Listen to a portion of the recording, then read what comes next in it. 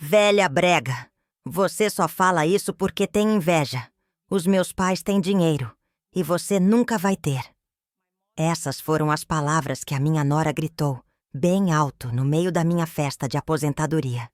E como se não bastasse, o meu próprio filho, aquele que eu carreguei no colo, que eu sustentei com noites em claro e muito sacrifício, completou a agressão com frieza. É verdade, mãe. Você não serve pra nada. Antes de continuar, eu já te peço. Se inscreve no canal agora mesmo e comenta aqui embaixo de onde você está ouvindo essa história. Quero saber até onde a minha voz e a minha experiência podem chegar. Agora, sim, deixa eu te contar tudo sem esconder nada. Aquela noite era para ser de celebração. Foram 37 anos de trabalho como contadora. Sempre pontual, sempre dedicada, sempre entregando mais do que me pediam. Meus colegas organizaram a festa em um clube elegante. As mesas estavam cobertas com toalhas brancas. Jarros com flores frescas decoravam o salão. E no canto havia um bolo com meu nome escrito em letras delicadas. Música suave tocava ao fundo. E todos me davam parabéns. Eu deveria estar feliz, deveria estar sentindo orgulho. Mas no meio de tantos rostos sorridentes, o que ficou marcado foi a crueldade da minha nora, Fernanda, e a covardia do meu filho, Daniel. Quando ela me chamou de velha brega e disse que eu só tinha inveja porque os pais dela eram ricos, senti meu corpo gelar. E quando o Daniel confirmou, como se eu fosse apenas um peso morto, um estorvo, senti um nó na garganta. Por alguns segundos fiquei em silêncio, ouvindo o burburinho das pessoas, percebendo os olhares de pena, os cochichos que se espalhavam pelo salão. Eu poderia ter chorado, poderia ter saído correndo, mas alguma coisa dentro de mim mudou naquele instante. Uma força que eu mesma já não lembrava que tinha se levantou de dentro do meu peito. Então eu disse, com calma e firmeza: se é assim, Daniel, peça então para os seus sogros devolverem os 2 milhões de reais que eu emprestei a eles, com juros e correção. O salão inteiro congelou. O silêncio foi absoluto. Até a música pareceu parar. A Fernanda ficou pálida, seus olhos arregalados como se tivesse levado um tapa invisível. O Daniel arregalou a boca sem conseguir reagir. E eu continuei. Sim, 2 milhões. Há 3 anos seus pais vieram até mim desesperados. A concessionária se estava falindo. O banco não aprovava mais crédito. E eles estavam à beira da ruína. Vieram até a velha brega aqui. E eu emprestei. Contrato assinado em cartório. Juros de 1% ao mês. 72 parcelas. Pagaram 6. Depois, nunca mais. As pessoas ao redor, que antes me olhavam com pena, agora me observavam com espanto. Alguns cochichavam incrédulos, outros simplesmente me encaravam. Eu abri a bolsa, peguei o celular e mostrei os documentos. Contrato escaneado, comprovantes de transferência, registros em cartório. Tudo legal, tudo em ordem. A Fernanda tentou reagir, mas a voz lhe saiu trêmula. Isso não pode ser verdade. Meus pais sempre tiveram dinheiro. Eles pagaram o casamento, compraram nossa casa. Sempre me deram tudo. Eu sorri de leve, não com raiva, mas com ironia. Com o meu dinheiro, querida. Cada flor importada da festa de vocês. Cada tijolo da casa no condomínio. Cada viagem luxuosa que vocês exibiram nas redes sociais. Tudo com um empréstimo que eu fiz. Se não acredita, posso ligar agora para o seu pai. Quer que eu coloque no Viva Voz? Não, não liga. Por favor, não faz isso. Ela gritou, a voz saindo mais alta do que pretendia. Todos ouviram, todos entenderam. Eu fechei a bolsa, respirei fundo e disse apenas: aproveitem a festa. O brigadeiro está delicioso. Saí do salão caminhando devagar, com a cabeça erguida. Cada passo ecoava como se fosse martelo de juiz batendo em sentença. Lá fora, o manobrista trouxe meu Honda Fit 2008, com o banco encapado por uma capa de crochê.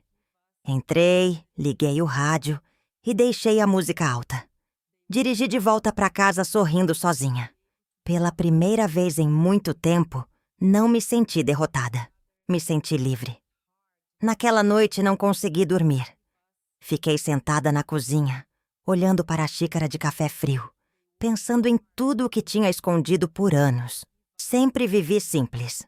Apartamento pequeno, carro velho, roupas discretas. Todos achavam que era falta, mas não era.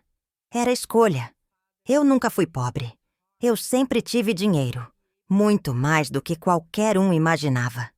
Trabalhando como contadora, fui guardando, investindo, dando consultoria por fora, ajudando pequenos empresários.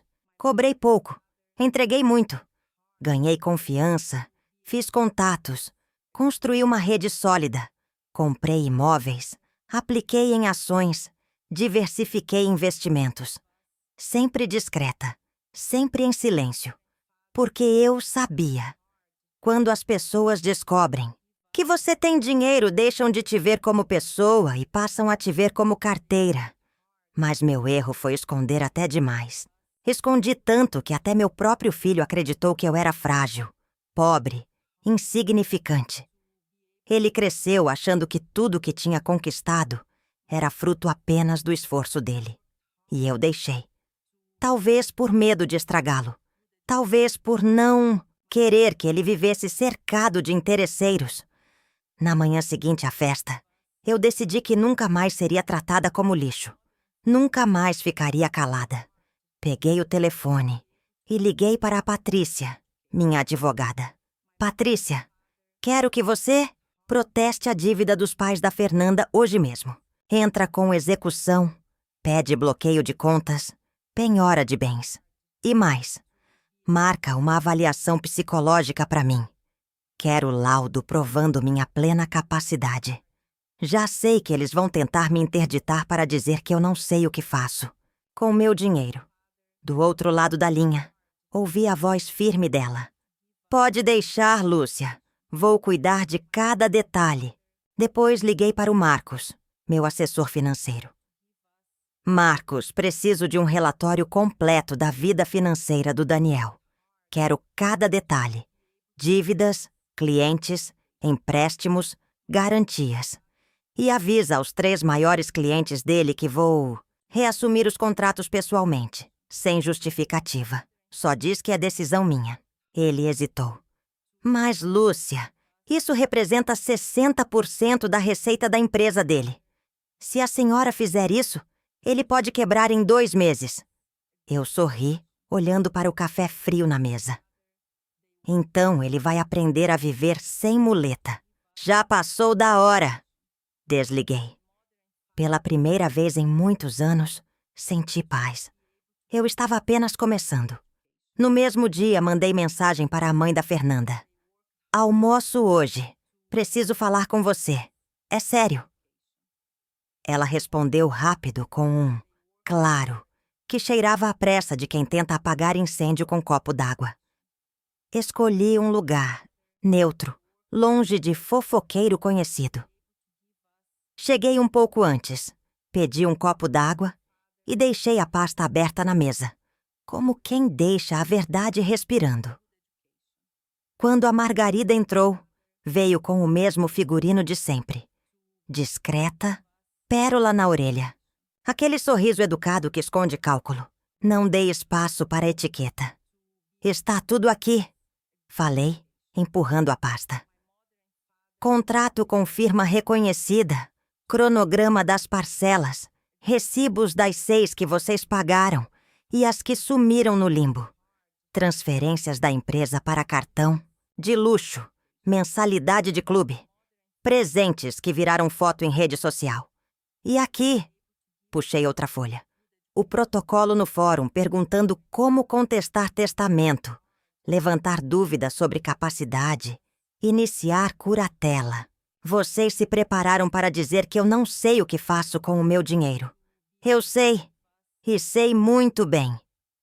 O sorriso dela travou, mas ela manteve o queixo alto. Lúcia, a gente passou por um mau momento. A empresa... Eu sei qual é o mau momento. Cortei. Calma. Ele começou quando vocês decidiram manter a aparência com dinheiro emprestado. 30 dias. Valor integral atualizado. 2.843.712 reais. Se não entrar, protesto, negativação, execução, bloqueio via Cisbajude, penhora, leilão. Casa, carro, lancha, joias, cotas. Tudo. Isso acaba com a gente. Ela murmurou, apertando o guardanapo como se fosse terço. Quem tentou acabar comigo foram vocês. Respondi, fechando a pasta. Eu só estou encerrando o que vocês abriram. Levantei antes de qualquer prato chegar. A fome tinha se mudado de mim há dias. Saí do restaurante com os papéis debaixo do braço e, pela primeira vez em muito tempo, com a coluna inteira. No fim da tarde, a campainha tocou. Daniel e Fernanda. Abri a porta sem medir gesto, sem inventar sorriso. Fiz um sinal para sentarem. Deixei o envelope pardo entre nós, grosso de prova. Lê, disse simples. O Daniel abriu com dedos que não eram mais de menino, mas tremiam como os do meu quando rasgava boletim ruim. A Fernanda acompanhava cada página com a cara de quem vê o chão dissolver. Eles viram tudo. Assinatura, carimbo, TED. Viram o caminho do dinheiro que sustentou o palco. E viram os cortes. Por que você nunca disse nada? Ele perguntou, a voz raspando. Porque eu queria ser amada pelo que sou, não pelo que tenho. E porque eu conheço gente. O cheiro do dinheiro muda a cara das pessoas, inclusive a de quem ama a gente. Mas, mãe, você sempre morou simples. Nunca trocou de carro. Não viajou. Porque isso é paz para mim. Eu nunca precisei gritar para existir. Até o dia em que vocês me empurraram para o microfone. A Fernanda pigarreou, talvez para puxar coragem. Meus pais disseram que havia um investidor, que você estava confusa, que não lembrava direito. Eles falaram que... A verdade é reta, Fernanda. Eu emprestei. Eles prometeram pagar. Não pagaram. E ainda planejaram me pintar como incapaz. Inventor não assina em cartório. Eu assino. Daniel fechou o envelope com cuidado de quem fecha a ferida. A Fernanda está grávida. Ele disse num fio de voz. Por um instante o apartamento se deslocou alguns centímetros. O ar ficou diferente. Eu vi uma mão miúda. Um cheiro de pele nova que eu não sentia desde que ele cabia no meu antebraço. Parabéns, falei sem teatro. As condições permanecem. 60 dias para o pagamento integral dos seus sogros. Você toca sua empresa com as próprias mãos. Sem a minha garantia, sem meus clientes empurrados por trás. E se quiser relação comigo, é com respeito. Eu não sou velha brega. Eu sou a Lúcia. Eles saíram sem bater a porta. Eu fiquei de pé no corredor e chorei do jeito que o corpo chora quando acaba a força para segurar. No dia seguinte, a engrenagem da lei começou a girar. Protesto no cartório. Notificação entregue. Serasa. A execução entrou. A decisão de bloqueio saiu rápido. O Cisbajude achou o que tinha que achar. O Renajude trouxe placa e documento de carro. O ofício para o registro de imóveis foi. O telefone tocava com prazos, números, termos. Eu respondia sem tremer. Eu era a dona da minha conta e da minha história. Do outro lado da cidade, o verniz rachou. O caminhão de mudanças parou na casa do condomínio.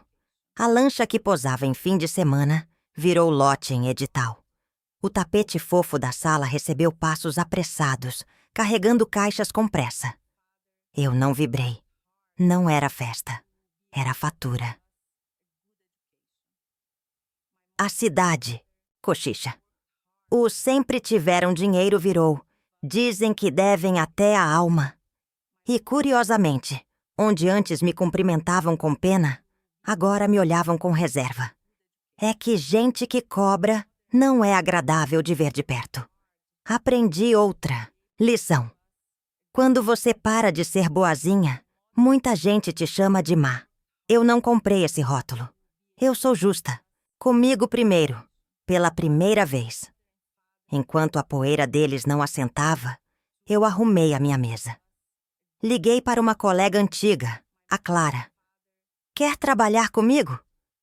Ela veio no dia seguinte, com uma pasta organizada e olhos que enxergavam número como quem lê partitura. Aluguei uma sala sóbria, dessas com luz boa e cadeira que não dá dor nas costas. Coloquei o nome na porta. Hastings Consultoria em Patrimônio. Sem dourado, sem fonte enrolada. O café era coado na hora. A água sempre fresca. Planilha, fluxo, contrato. Simples e direito. Os clientes chegaram como sempre achei que deveria ser. Indicação de quem já sentiu a diferença. Um restaurante que confundia caixa com lucro. Uma loja que morria de dar desconto por medo de perder venda. Uma clínica que se perdia nas notas. Eu ouvia com paciência. Montava mapa, cortava desperdício, renegociava prazo. Cobrei o justo e ouvi a frase que mais gosto. Valeu cada centavo. O respeito você vê no Pix e na forma como dizem obrigado. Do lado do Daniel, a realidade entrou sem pedir licença. Sem a minha garantia escondida, a linha de crédito encolheu. Sem os 3 clientes que eram, no fundo, meus, o faturamento mingou. Ele devolveu a casa que não cabia no bolso. Mudou para um sobrado que cabia à vida. Vendeu o carro que era fantasia de vitória. Comprou um usado honesto. Cortou equipe. Aprendeu a pegar o telefone e ouvir não, sem prometer o que não pode cumprir. Pela primeira vez, vi no rosto dele não a vergonha de depender, mas a humildade de aprender. A Fernanda sumiu das telas. Não tinha mais foto de taça, não tinha mais legenda com a palavra gratidão em fonte cursiva. Ela apareceu nos lugares onde a vida acontece de verdade. Na fila da farmácia, no açougue, na pracinha. Tropeçava com a barriga crescendo. Olheiras de quem descobriu madrugada sem babá. Às vezes alguém me mandava foto. Olha como tá diferente. Eu deletava. Não era meu papel assistir novela alheia pelas beiradas. Os pais dela levaram o tombo inteiro. A concessionária foi vendida às pressas, com cheiro de urgência. A casa ganhou placa e visita de corretor. A lancha virou número em leilão. O Ricardo foi parar num pátio de seminovos, vendendo carro por comissão. A Margarida virou corretora de imóveis que ela mesma não pode alugar. Soube que ela chorou no primeiro plantão, não pela humilhação, mas pelo susto de não ter mais palco. Eu não ri, porque eu sei o que é recomeçar. Só que eles tentaram recomeçar em cima de mim. E isso tem preço.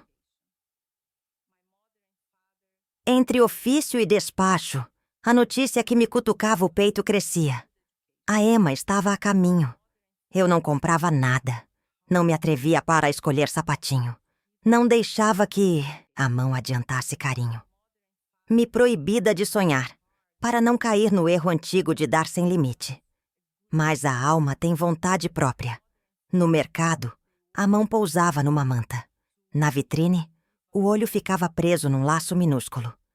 Eu tirava a mão, desviava o olho e repetia para mim. Respeito primeiro. Foi numa manhã de céu cinza que o telefone vibrou diferente. A mensagem era do Daniel. Mãe, nasceu. 3 letras e um suspiro. Não tinha foto, não tinha pedido de visita. Só a constatação do mundo virando outra vez. Eu sentei na beirada da cama, olhei para as mãos e entendi que a vida é feita de puxões. Você puxa limite, ela puxa laço. A gente tenta não arrebentar nenhum. Eu respondi, parabéns. Só isso. Deixei o resto quieto. No fim da tarde, o carteiro trouxe um envelope com uma foto impressa. Uma carinha amassada, o nariz do meu menino, a boca que não era minha, mas me lembrava um outro amor antigo. Eu encostei a foto na geladeira com um ímã redondo e fiquei olhando, até a água do arroz secar na panela. Enquanto o coração aprendia a respirar perto e longe, a papelada andava. O valor devido entrou. Os recolhimentos foram feitos. A pasta ganhou etiqueta encerrado. Eu passei o dedo naquela etiqueta com um cuidado que parecia carinho. Encerrar é uma forma de cuidar da gente. Na semana seguinte, o Daniel apareceu, sem avisar, com uma sacola de plástico e 2 olheiras. Trouxe sopa. Ele disse sem jeito, como se pedisse desculpa com caldo. Eu tenho comida. Respondi, mas abri espaço na pia. Não é pela comida. Ele falou sem me encarar. É por estar aqui. Ele comeu 2 colheradas, colocou a mão no cabelo como quando era moleque e não sabia como explicar a bagunça que ele mesmo fez. Eu não o ajudei a achar as palavras. Ficar em silêncio é uma lição que a gente aprende tarde. Eu queria... ele tentou. Eu queria que você visse a Emma. Um dia. Quando você achar que dá. Eu queria dizer hoje. A palavra ficou entalada entre a língua e o dente. Eu respondi como a mulher que eu prometi ser. Quando houver respeito, o resto vem. Não corre, não força.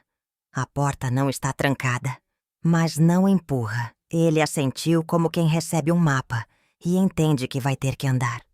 Naquela noite, eu deitei com um cansaço que parecia doce. A casa estava no mesmo lugar de sempre. O relógio fazia o mesmo barulho, mas eu era outra. Não mais a sombra útil, nem a parede que absorve tudo. Eu era a casa inteira. E, se alguém tivesse dúvida, eu repetiria sem aumentar o volume. Quer ver o contrato? Do lado de lá, os primeiros meses com a Emma rodavam como uma máquina nova. Barulhenta, desengonçada, mas necessária. O Daniel mandava vídeos curtos.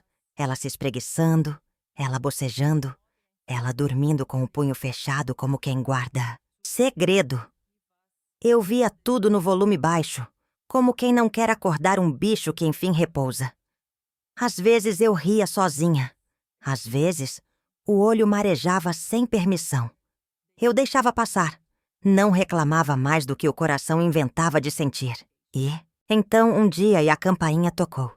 Eu fui até a porta com o passo que a idade nos dá. Firme, mas sem pressa. Do outro lado, a Fernanda. Jeans, moletom, cabelo preso num coque de quem não teve tempo de ser outra coisa. E nos braços, o pacote cor-de-rosa que o mundo chama de milagre. Ela começou. E a voz que um dia me chamou de velha brega saiu outra. Eu precisava te trazer. Se você quiser. Se você puder, eu abri. Não a casa. O peito. Porque algumas coisas não são a cabeça que decide. São as mãos, que reconhecem o peso exato do que um dia já seguraram. Ela me passou a Emma como quem confia um coração recém-nascido na pessoa certa. Eu segurei. E o tempo ficou quieto 1 minuto inteiro. Lúcia, ela disse com lágrimas que não pediam licença. Obrigada por não ter trancado a porta. Eu beijei a testa da menina e respondi sem olhar para a mãe. Obrigada por ter batido do jeito certo. A partir dali, começou o que eu não sei nomear até hoje. Não era perdão, não era esquecimento. Era caminho. E eu, que sempre soube fazer conta, aceitei uma soma que não fecha no papel, mas faz sentido no peito. Eu não vou mentir. Nos dias seguintes, meu coração ficou confuso. Segurar a Emma no colo foi como abrir uma janela depois de anos com a casa fechada. O ar entrou, mas junto dele veio poeira antiga, lembranças que eu tentava manter guardadas. O cheiro de bebê me levou de volta ao tempo em que eu segurava o Daniel, tão pequeno, e prometia a mim mesma que ele nunca passaria necessidade. Eu cumpri. Cumpri além do que podia. E ainda assim, me chamaram de inútil. A Fernanda me olhava diferente. Não era a mulher de salto que desfilava arrogância em salão. Era uma mãe cansada, com olheiras, tentando equilibrar orgulho com medo. Ela não pediu desculpa de imediato. Mas, naquele silêncio, havia algo que valia mais que palavras. Reconhecimento. O corpo fala quando a boca não consegue. Depois daquela visita, ela passou a aparecer de vez em quando. Sempre humilde, sempre pedindo licença. Trazia a Emma para passar algumas horas comigo. Eu preparava chá, cortava frutas, inventava histórias de ninar. Aos poucos, o som de bebê virou parte da minha rotina. E a solidão da casa começou a mudar de cor. O Daniel demorou mais para se aproximar. A vergonha era um muro alto. Ele vinha buscar a filha, mas evitava olhar nos meus olhos. Um dia arriscou.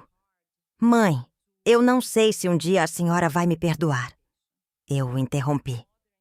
Não quero ouvir promessa. Quero ver mudança. Ele baixou a cabeça. O tempo mostrou que talvez eu estivesse certa em não me precipitar. Daniel começou a frequentar menos os ambientes de luxo e mais os de verdade. Vi ele trabalhando no escritório pequeno, cuidando das planilhas com as próprias mãos, aprendendo a viver sem a muleta que eu sempre escondi debaixo da mesa. Vi a Fernanda ir ao mercado de sacola na mão, sem vergonha de contar moedas. E vi, principalmente, a Emma crescer sem precisar posar para foto com laço maior que a cabeça. Enquanto isso, meu trabalho florescia. A consultoria ganhou clientes fiéis e o respeito veio junto. Fui chamada para dar palestras em universidades.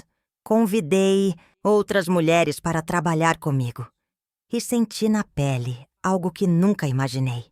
Orgulho de mim mesma sem precisar me esconder. Eu, que por anos me diminuí para não incomodar, agora ocupava meu espaço inteira. Mas o passado não some.